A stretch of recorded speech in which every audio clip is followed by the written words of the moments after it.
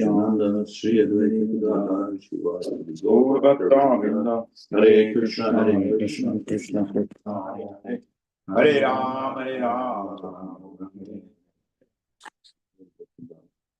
Many verses here. Okay, you're gonna read it. Very fun. What else can next? Tumala Krishna Krishna Sankarayo Raja Kadunya Duhayo Atam. A most astonishing, tumultuous, and hair-raising battle then commenced, with Lord Krishna matched against Lord Shankara and Pradyumna against Kartikeya. Lord Balaram fought with Kumbanda and Kupakarna, Samba with Bana's son, and Satyaki with Bana. Brahma and other ruling demigods, along with Siddhas, Charanas, and great sages, as well as Gandharvas, Apsaras, and Yakshas, all came in their celestial airplanes to watch. With sharp-pointed arrows discharged from his bow Saranga, Lord Krishna drove away the various followers of Lord Shiva: Bhutas, Pramatas, Guhyakas, Dakinis, Yatudanas, Vetalas, Vinayakas, Pretas, Matas, Pisachas, Kushmandas, and Brahma Rakshasas. Lord Shiva, wielder of the trident, shot various weapons at Lord Krishna, wielder of Saranga. But Lord Krishna was not at least perplexed. He neutralized all these weapons with appropriate counter weapons. Lord Krishna counteracted the Brahmastra with another Brahmastra, a wind weapon with a mountain weapon, a fire weapon with a rain weapon, and Lord Shiva's personal Pasupat Astra weapon with his own personal weapon, Narayan Astra. After bewildering Lord Shiva by making him yawn with a yawning weapon, Lord Krishna proceeded to strike down Banasura's army with his sword, club, and arrows. Lord Kartikeya was distressed by the flood of Pradyumna's arrows raining down from all sides, and thus he fled the battlefield on his peacock as blood poured from his limbs. Kumbanda and Kupakarna, tormented by Lord Balaram's club, fell down dead. When the soldiers of these two demons saw that their leaders had been killed, they scattered in all directions. Banasura was furious to see his entire military force being torn apart. Leaving his fight with Satyaki, he charged across the battlefield on his chariot and attacked Lord Krishna. Excited to a frenzy by the fighting, Bana simultaneously pulled taut all the strings of his 500 bows and fixed 2 arrows on each string, because he had 1,000 arms. Yeah. 2 for 2, so 500 bows and arrows. Well, 2 arrows on it, actually. Yeah. Lord Srihari split every one of Banasura's bows simultaneously, and also struck down his chariot driver, chariot horses. The Lord then sounded his conch shell. Just then, Banasura's mother, Kotara, desiring to save her son's life, appeared before Lord Krishna naked and with her hair undone. Lord Gadagraja turned his face away to avoid seeing the naked woman, and Banasura, deprived of his chariot and his bow shattered, took the opportunity to flee into his city. After Lord Shiva's followers had been driven away, the Shiva Jivara, who had 3 heads and 3 feet, pressed forward to attack Lord Krishna. As the Shiva Jvara approached, he seemed to burn everything in all directions. Purport. The Vishnu Chakravarti quotes the following description of the Shiva Jvara. Jvara's Tripada Trisira Stadbujo Navalochana Bhashma Prahara No Raudra Kalantaka Yamupama. The terrible Shiva Jvara had 3 legs, 3 heads, 6 arms, and 9 eyes. Monster. 3 heads, 9 eyes. 3 eyes on each head, I guess. Showering ashes, he resembled Yamaraj at the time of universal annihilation. Seeing this personalized weapon approach, Lord Narayan then released his own personified fever weapon, the Vishnu Jvara. The Shiva Jvara and Vishnu Jvara then battled each other. The Shiva Jwara, overwhelmed by the strength of the Vishnu Jwara, cried out in pain. But finding no refuge, the frightened Shiva Jwara approached Lord Krishna, master of the senses, hoping to attain his shelter. Thus with joined palms began to praise the Lord. Purport, as pointed out by Sri Vishnu Chakravarti, it is significant that the Shiva Jwara had to leave the side of his master, Lord Shiva, and directly take shelter of the Supreme Personality of Godhead, Lord Krishna. So after this, there's a series of prayers by the Shiva Jwara. So here we have a description of the battle. And if you read other portions of the Bhagavatam, you'll see that they often describe these battles in detail, battles between the Devatas and the demons, etc., in which various personalities are fighting. And here we have a description of some of the fighters. And Shiva has, of course, his followers on the side of Banasura. And we see he has his son, Kartikeya, also there. And all these ghostly creatures are also there. Like Kushmandas, etc., and Rakshasas. So they all were fighting on behalf of Banasura. On the other side, we see Krishna, Balaram, and all the Yadus, who are devotees of the Lord.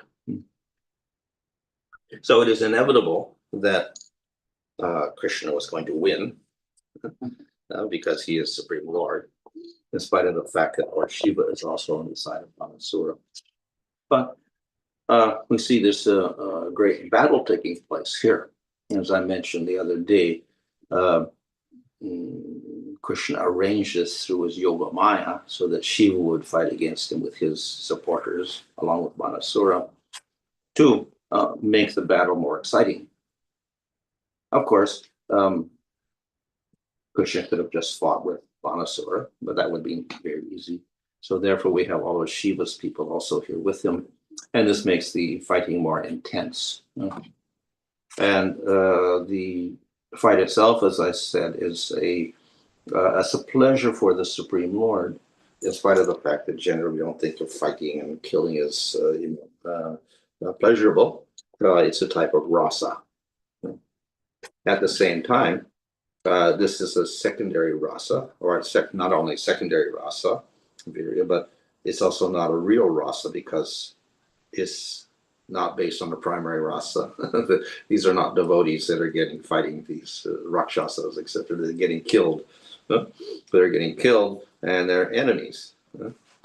So the real Virya rasa is with devotees, where we see Krishna wrestling with his friends and whatever. So this is not an actual rasa that exists in the spiritual world, but it is an opportunity in the material world to display the rasa, and maybe in a more intense way, because it is with demons, etc. And then Krishna kills the demons, or his associates kill the demons. But we should not think that even then that this is not a spiritual activity, because killing demons is also one of the purposes of the Lord to come in the material world. And on the other hand, when the Lord kills a demon, it is not ordinary killing. So the motive is not like the material motives in this world, where people get killed out of greed and lust and anger. The Lord has no contamination of material qualities. So if he's going to kill, it is not because of that. Usually it is protection of dharma, protection of devotees. So this is an arrangement of the Lord to maintain the universe. The universe is made up of animals and plants, human beings and devatas and rakshasas and all sorts of beings. And in the fourth canto of Bhagavatam, it's described how Brahma creates everything. So Brahma does not just create nice things. He creates the bad things also. So he creates all the demons. So we got all these demons getting created by Brahma as well. Why? they get that by their karma. Some people want to be demons, so they get demon bodies. So then Brahma has to make demon bodies for them. So the jivas are all sorts, and there's some jivas that do bad karmas. They get bodies of rakshasas, etc., demons. Others are practicing dharma, and they become devotees or devatas, etc. So the Brahma creates all these beings, and sometimes mode of tamagun or rajagun overcomes sattvagun, and therefore we get these big battles between the demons and the devatas. And it's a constant recurrence in the Bhagavatam. Why is that? Because the material creation is unstable. It's made of gunas, and the gunas keep fluctuating. So sometimes Rajagun and Tamagun become strong, and then we get big battles taking place. Why it's like that? This is the nature of the material world. Nothing is ever. It's always changing. So it changes in the only way it can. That is changing gunas. That's all. So therefore, we're going to get continual conflict between the devatas and the demons, or the devotees of the demons. Constant conflict is going to take place. That's one of the subject matters of the Bhagavatam. At the beginning of the end of the second canto, there it talks about 10 topics of Bhagavatam. After Sarga Visarga Sthana, which is like fifth canto, the places to put the living entities. After Visarga is making all the bodies, demons and devotees. And then Sthana is the creating the planets from Brahmaloka down to Pataloka. So we get little demons in some places, whatever mixture on Earth planet. The Devatas and the higher planets. And then the next topic is one of the next topics is uti, which means impulses. So there are two impulses, good and bad. So this is the conflict in the universe. And that's why we get these different descriptions of the good and the bad, or the sattvic versus and the spiritual versus the tamasic and rajasic, always conflicting in the material world. Why? Because people get these different bodies by their karma, and then they're bound to fight with each other. Which shows that no matter how good the material world is, we're going to have conflict, and we're going to have problems, and we're going to have discomforts. We can never hope for an ideal situation. So you have Satya Yuga. A big demon comes along and disturbs it. Of course, Kali Yuga is even worse, but even in an ideal situation. If we go to Brahmaloka, topmost planet in the universe, sometimes a demon comes up there and kicks Brahma out also. So nothing is so stable in the universe, but nevertheless, the world's created by Supreme Lord, so at least he tries to maintain the stability in spite of the fact that it keeps getting disturbed. As we see, by its nature, the world tends to go to Tamagun.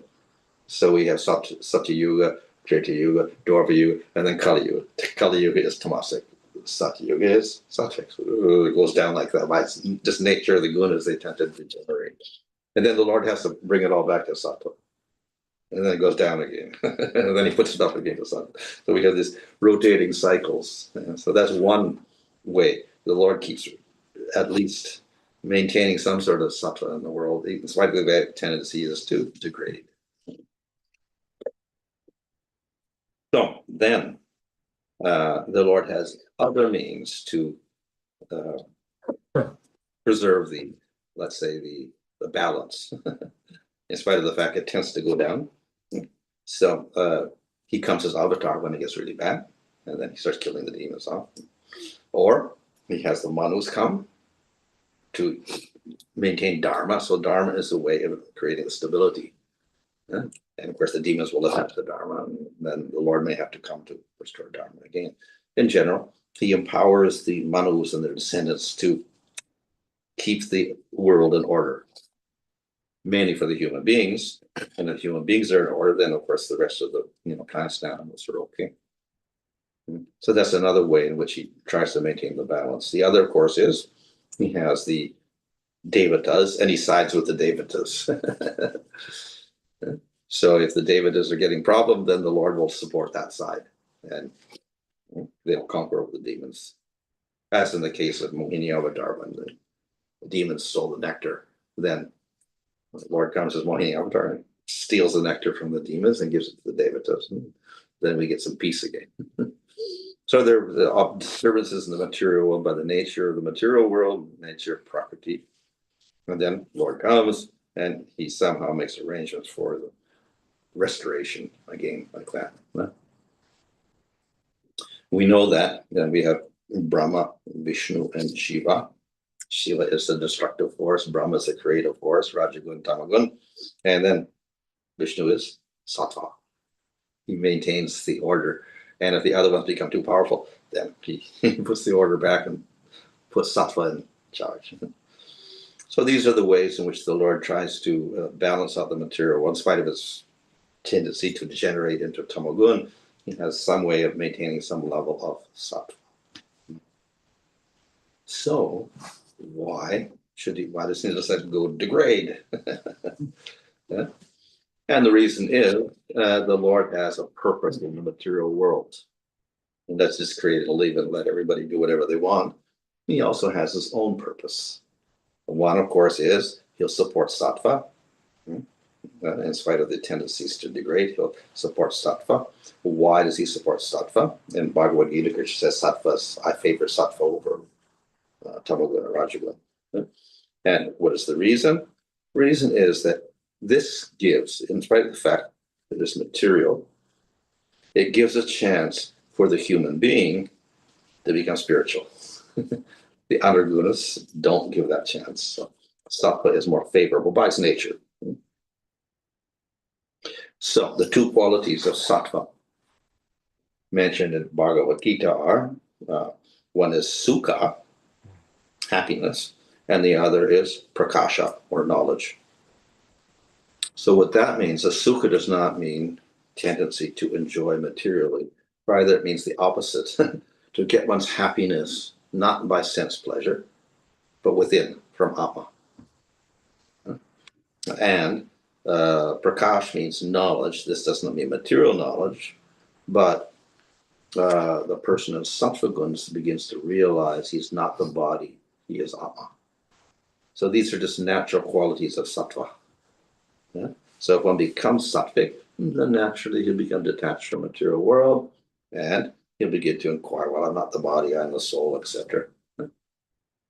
So this is spiritual. It's not completely spiritual, but at least there's distinction between Atma and matter, etc. So to that extent, even within Prakriti and material world, in Sattva, we got a little method of getting out of the material world. So material world is a prison. Prakriti, Durga Devi is like a prison, but there's also an escape hole in Sattva Guna. Through Sattva, Jnana Yoga, Sangha Yoga, liberation, etc. You can get out. So it is said that Ashtanga Yoga and Jnana Yoga, they are Sattva Guna processes. They're not transcendental. They're Sattva Guna. But they allow you to get liberation.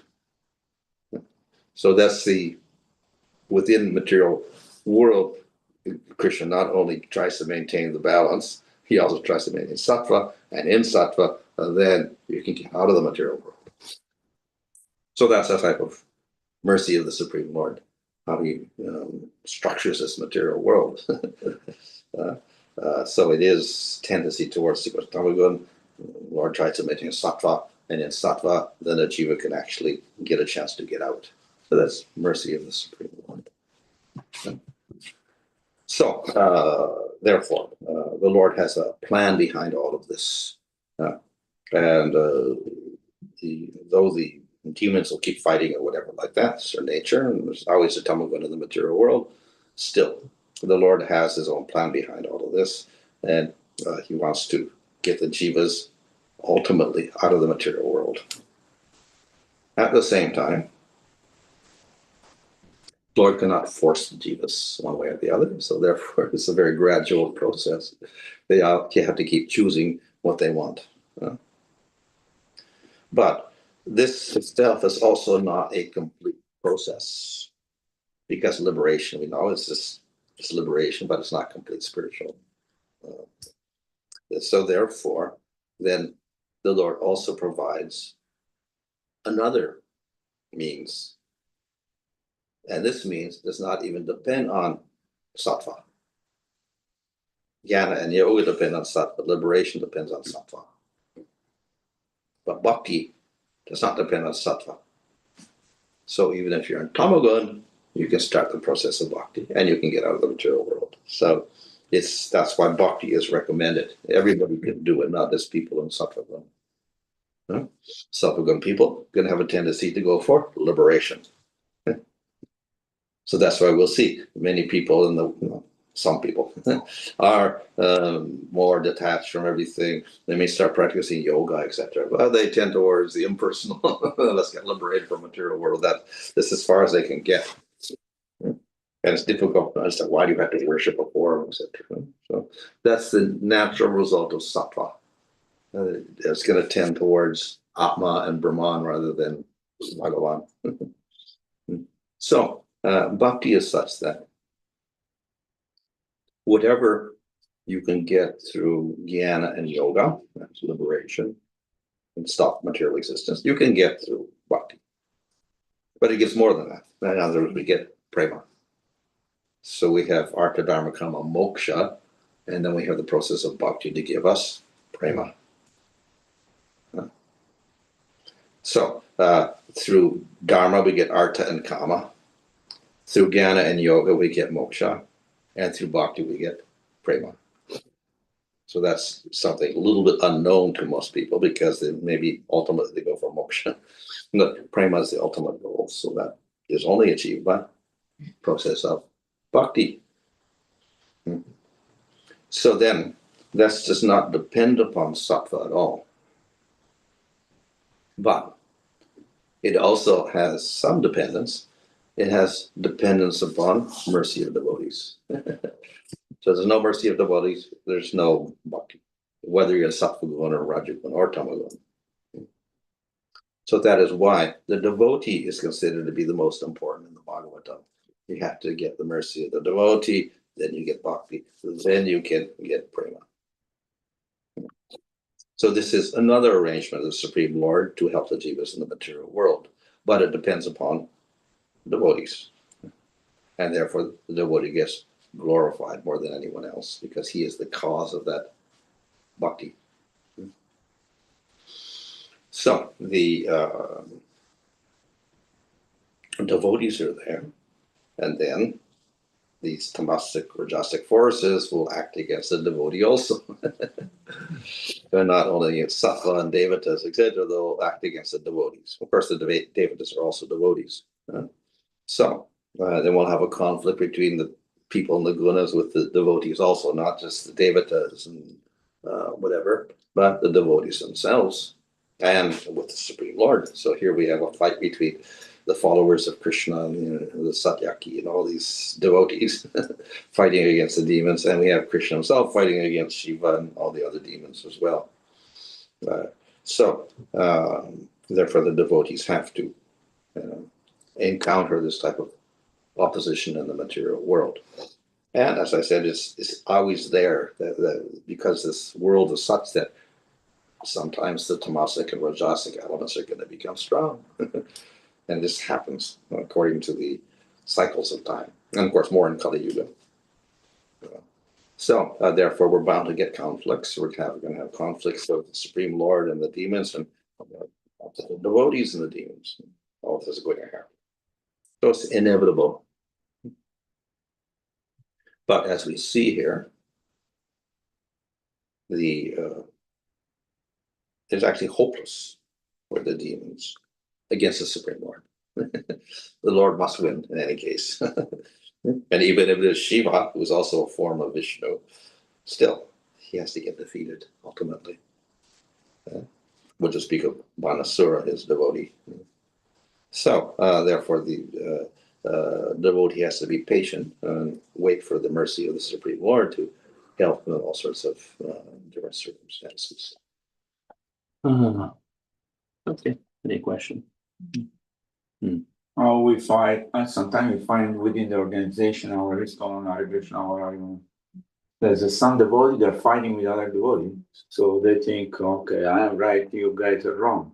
And many places we see, in the world. So how do devotee react? Are these devotee demon? No, they're not demon, they're devotee. But or they appear to be a devotee, but they are fighting against other devotee on some ground, which is whatever they think they're right, and the other people are wrong. So how do we fight with this devotee, or we just say, okay, let Krishna do whatever he wants? So what are we supposed to do? Yeah, so the devotees fighting is a little bit of a contradiction because devotees shouldn't be fighting with other devotees because they're respecting other devotees. So then we have to look for the cause of that. Of course, some people may be called devotees or they call themselves devotees. That doesn't mean they are a devotee also. Yeah. So one of the this is called the pretender. Dharmik, one who holds up a flag, I'm Dharmik, I'm devotee like that, but actually it's not a devotee. So they can present themselves as devotees for their own purposes, material purposes or whatever. So those such persons are not really devotees at all. So we have to recognize them as such, otherwise they cause a lot of problems. So one of the qualities of the devotee, or we look in like Nectar Devotion, whatever Rupa Goswami defines, Angas of Bhakti, etc. There, and what is not an Anga of Bhakti, and what is the quality of Bhakti, we'll see in the Nectar of Bhagavatam, whatever like that. And in the teachings of Lord Chaitanya, we'll also see what is the quality of Bhakti. So out of all of that, we see that, of course, bhakti means a sincere desire to please Krishna by cultivating a relationship with him.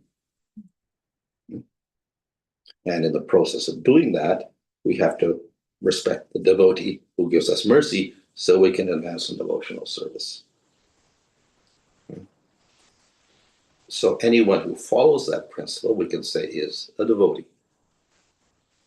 A person who doesn't want to follow that may say he's devotee, but then we can say, well, he's only partly a devotee, or he's a devotee that has a lot of material desires or whatever in his conduct.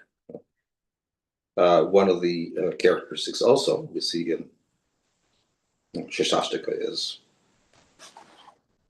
humbler than a blade of grass, more tolerant than a tree, gives respect to all others, and doesn't want any respect for himself. So that's a good measure. We can see, is he a devotee or not? If he's looking for getting that respect, if he's not respecting other devotees, if he's not humble, then we say, wow, is he a really devotee or not? So that's a very simple way of just drawing a line. And if there's such a person, then yeah, okay, he's just kind of a devotee, but we also respect devotees according to their level.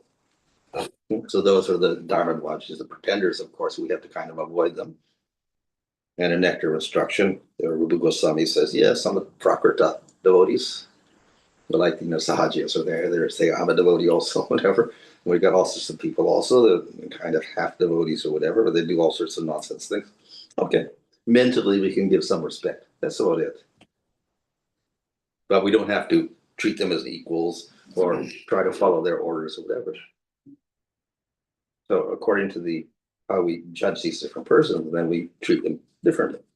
We respect all living entities, and if they do some sort of bhakti, fine, but still we'll keep our distance from them. And we'll respect those devotees who are sincerely following the principles outlined by our acharyas. Shall the society throw out this devotee? Sometimes we have that these guys are not devotees. Sometimes you have to just get rid of them because they cause so much problem. Because they attack everybody else and they have their own weird standards that aren't really standards at all. And they're saying, I'm a devotee, but it creates conflict because their standards are completely different. Mhm. And then they exploit other people and they may bewilder other people. Mhm. Another question, Mara. Sometime I remember when I became a devotee, I went back to Italy. I was thinking in my mind, oh, I preached to this guy there in Sattva Guna, they're very nice people. I went and preached to them, and they don't want to know anything. But I went to the other who were drug addict or whatever, they were the lower class, and they listened, they want to become devotee. Right. So in Italy, when I went back, I was thinking in my mind, these people are sattvic, but they're resisting to even come to know Krishna or God because they're fixing their own idea. Okay, no, I am good and I don't want to know anything. But the other ordinary people who were maybe, wherever they were, they listen more than. So it looked like the Sattvic people, they're attached to some idea which they have and they don't want to move from that. It appeared to be like that to me. Yeah, well, in Bhagavad Gita, this Krishna points out the fault of sattva is you get attached to sattva. You don't want to change after you get to the sattvic level. You want to stay at that particular level of peace and harmony or whatever like that. Don't disturb my situation here. So one can get attached to that. And that's why the Devatas also say, well, we want to come to Earth planet because they get attached to their sattvic level on, Svargaloka or whatever. So that's one of the dangers. The good aspect, of course, that you inquire about spiritual life. And, other ideas, of course, that it may be impersonal rather than personal. So you talk about Bhagavan, they don't want to accept that, but they'll accept maybe Ramakrishna's teachings or something like that instead. I'm God, you're God. Or whatever. So they may not be favorable because they've already been influenced by somebody else, some other doctor or whatever.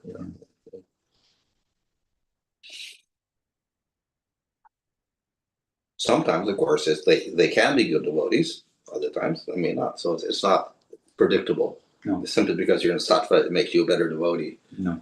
Right? And that's why in Nectar Devotion, Rupa Goswami says, cultivating nice qualities is not anga bhakti. Because that's sattvic qualities, so you're just cultivating sattva. It's not part of bhakti.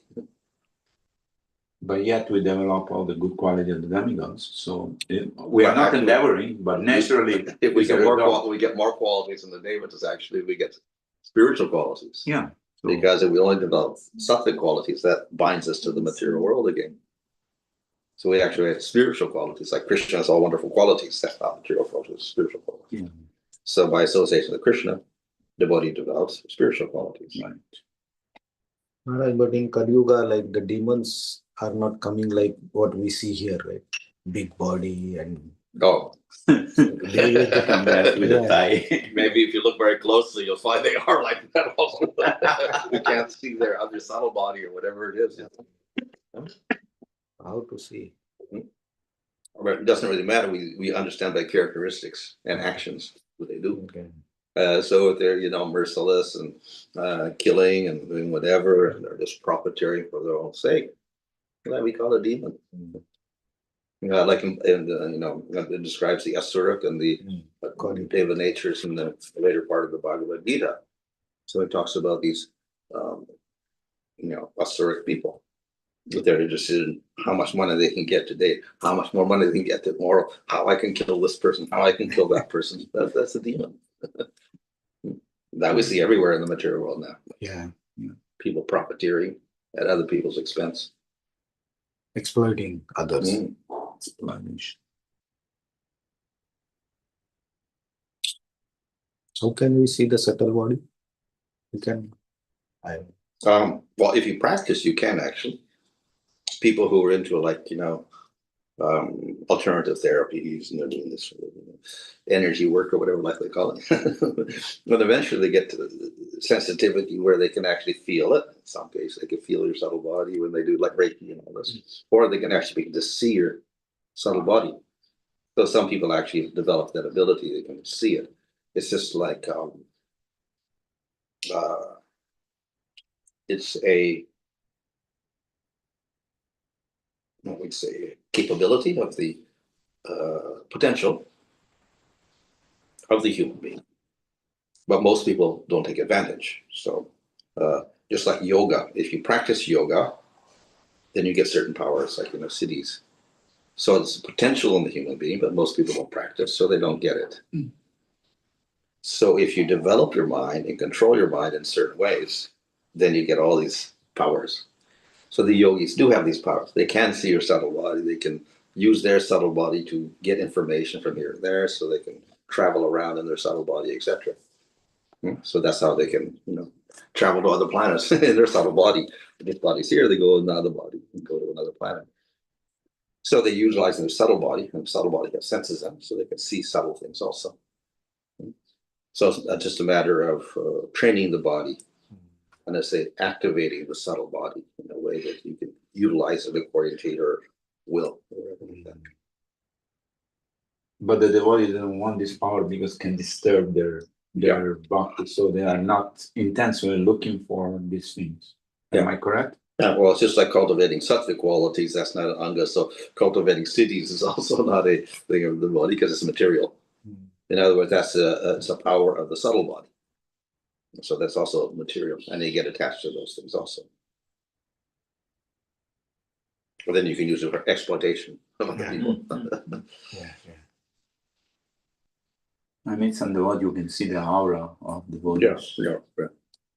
People who do the Reiki treatment, Yeah, they can see the aura. Based on that only they recover you.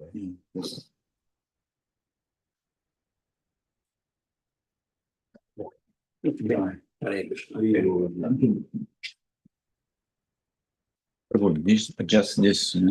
feel is a mirror. It's the opposite It gives a positive image. Why? You can see that the plant is this side, it shows that side.